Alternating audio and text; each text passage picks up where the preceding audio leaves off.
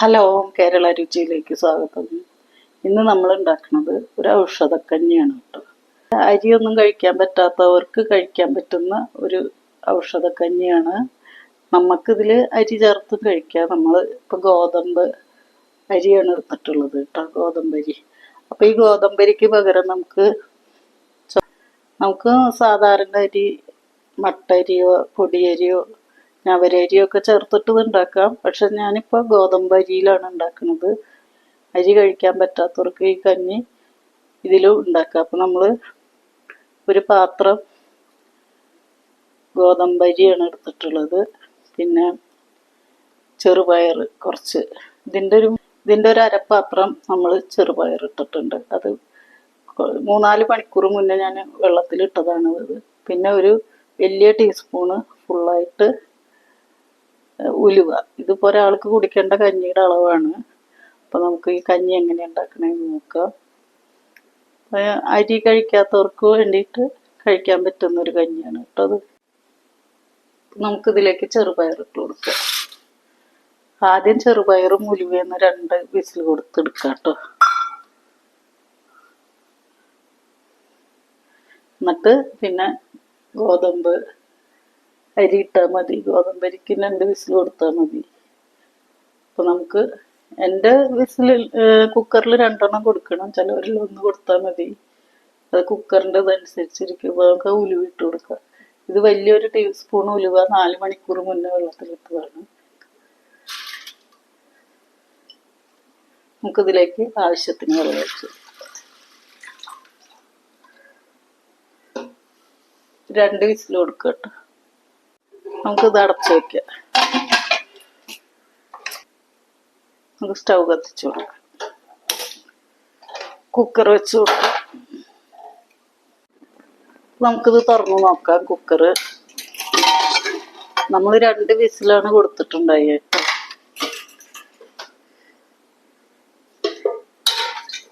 നമ്മുടെ ചെറുപയർ വെന്തിട്ടുണ്ട്.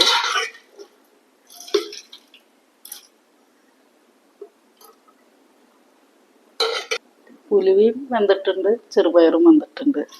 നമുക്കിതിലേക്ക് ഗോതമ്പ് കഴുകി വെച്ചത് ഇട്ട് കൊടുക്കുക.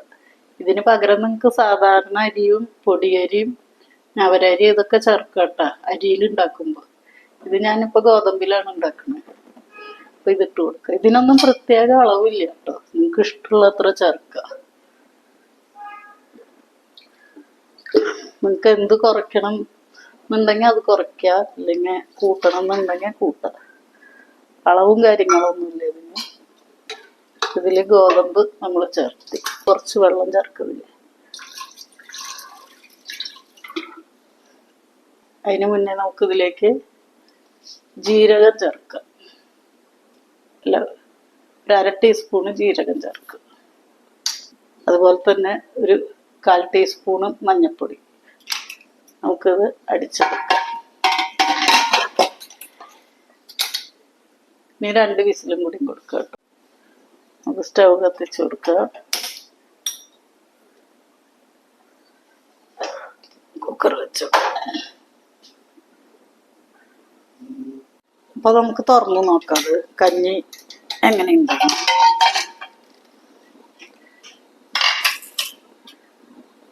നമ്മുടെ കഞ്ഞി നമ്മളിതിൽ ഗോതമ്പാണ് ചേർത്തിട്ടുള്ളത്.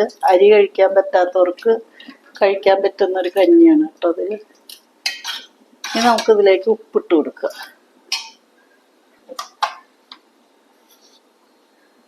ഇതിലാവശ്യമുള്ള ഉപ്പിട്ട് കൊടുക്കുക.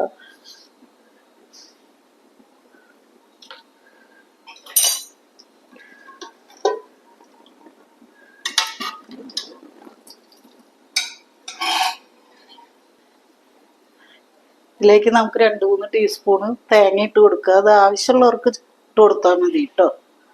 ഞാനിപ്പോൾ ഇട്ട് കൊടുക്കുന്നുണ്ട്. നിങ്ങൾക്ക് ആവശ്യമില്ല എന്നുണ്ടെങ്കിൽ ഇടണ്ട. വളരെ കുറച്ചിട്ടാൽ മതി.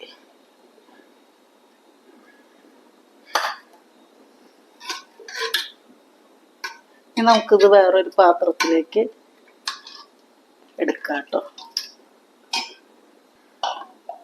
നമുക്ക് ഈ പാത്രത്തിലേക്ക് എടുക്കാം.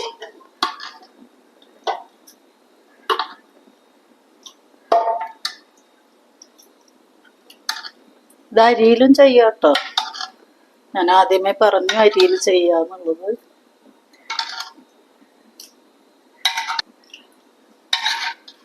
ഞാനിപ്പോ ഇത് ഒരാൾക്ക് കുടിക്കേണ്ട അളവിലാണ് കാണിച്ചത്. രണ്ടാൾക്കും വേണമെങ്കിൽ കുടിക്കാം. ഇതിന് പ്രത്യേക അളവുകളൊന്നുമില്ല കേട്ടോ.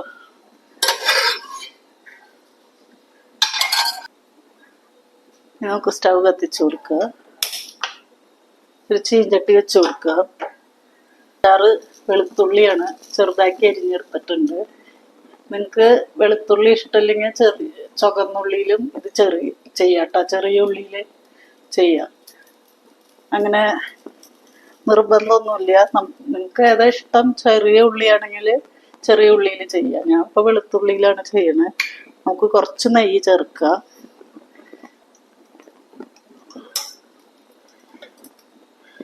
പിന്നെ ഇത് ഈ വെളുത്തുള്ളി ആണെങ്കിലും ചെറിയ ചുവന്നുള്ളി ആണെങ്കിലും അങ്ങനെ തന്നെ പച്ചക്ക് ചതച്ചിടാം കേട്ടോ. അതൊരു ചൊവ ഉണ്ടാവണ്ടെന്ന് വിചാരിച്ചിട്ടാണ് ഇപ്പൊ ഞാൻ ഒന്ന് മൂപ്പിച്ചെടുക്കാന്ന് വിചാരിച്ചത്.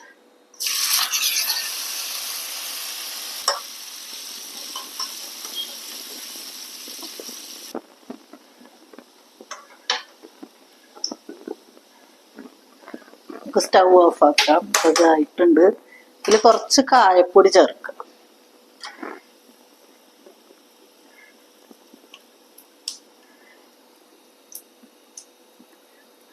കട്ട കായ ഉണ്ടെങ്കിൽ അത് ചേർത്തേലും നമ്മൾ അരിയൊക്കെ വേവിക്കുമ്പോൾ നമുക്ക് ഇതിലേക്ക് ഒഴിച്ചു കൊടുക്കുക.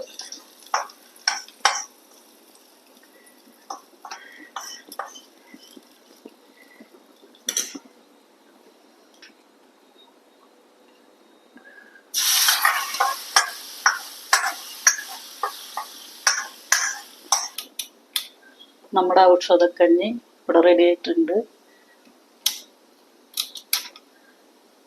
നമ്മളിത് ഗോതമ്പിലാണ് ചെയ്തിട്ടുള്ളത്.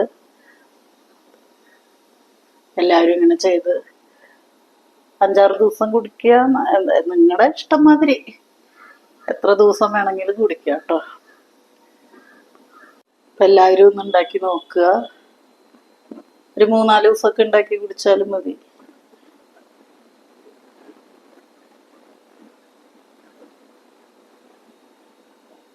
നമ്മൾ അരിയിലാണ് ഉണ്ടാക്കണമെന്നുണ്ടെങ്കിൽ അരിയും ചെറുപയറും എല്ലാതും ഒന്നിച്ചിട്ടിട്ട് 2-3 വിസിൽ കൊടുത്ത് എടുക്കുക കേട്ടോ. ഇത് ഗോതമ്പായ കാരണമാണ് ഞാൻ ആദ്യം ഒന്ന് ചെറുപയർ വേവിച്ചിട്ട് ഗോതമ്പ് ഇട്ട് കൊടുത്തത്. അപ്പം നിങ്ങൾക്ക് വേണമെങ്കിൽ പൊടിക്കായത്തിന് പകരം കട്ടക്കായം ചേർക്കാം. അതൊക്കെ നിങ്ങളുടെ ഇഷ്ടത്തിന് ചേർക്കാം കേട്ടോ.